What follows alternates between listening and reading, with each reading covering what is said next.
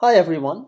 I just wanted to talk through the solution to that whiteboard exercise on HBR and its vibration. So just to recap here, right, we're modeling HBR as a molecule where the two atoms are joined by a spring. We assume that the H atom is the one that's moving. It has a mass of 1.67 times 10 to the minus 27 kilograms.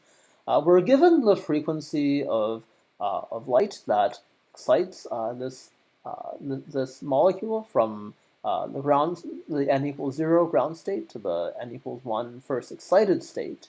And our goal is to find the spring constant. Right, so here's the strategy. So the incident photon energy, we know from Einstein that's just h nu. Meanwhile, we know that the energy needed to cause this to cause the molecule to go to the n equals 1 vibrational state. So the energy of vibrational transition, call that delta E, right? And so we want to relate that, right? So that's going to be the energy of the final state minus the energy of the initial state. So if we're n equals 1, right, we have, so n plus a half is 3 halves, 1 plus a half is 3 halves, so we have 3 halves, h bar omega minus 1 half h bar omega, which is just h bar omega. However, right, we know that, we know how to relate omega k in the mass, right? We know that that's equal to h bar omega's square root of k divided by my mass. And now, right, we can just equate this energy and my and my so the energy of my vibrational transition and my photon energy. So let's just equate these. And so, right, we end up with h nu, h nu, we have h nu equals h bar root k over m. This is where we want to remember that h bar is just h over 2 pi.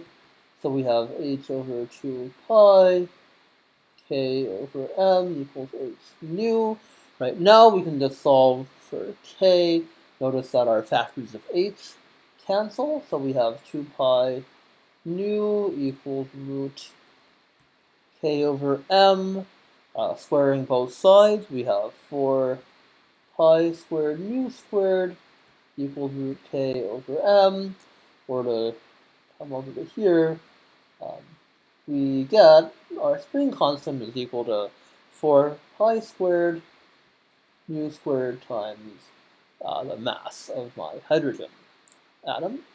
And so if we just plug in the numbers, we end up with, so I have a 7.68 times 10 to the 13 hertz here squared for my nu, and my mass, I think I have just enough space to write this, 10 to the minus 27 kilograms. Yes, and so if I go and I plug the numbers in, I end up with a spring constant of 389 newtons per meter. And again, so it may be fun for you to think a little bit about how this maybe compares to the macroscopic springs you maybe have seen in lab or in 272. So yeah, so that's this exercise. We related the energy of an incoming photon to the vibrational, the energy associated with the transition between two vibrational energy eigenvalues, and yeah, and then by relating omega to the spring constant we solved for k. Thanks. See you next time.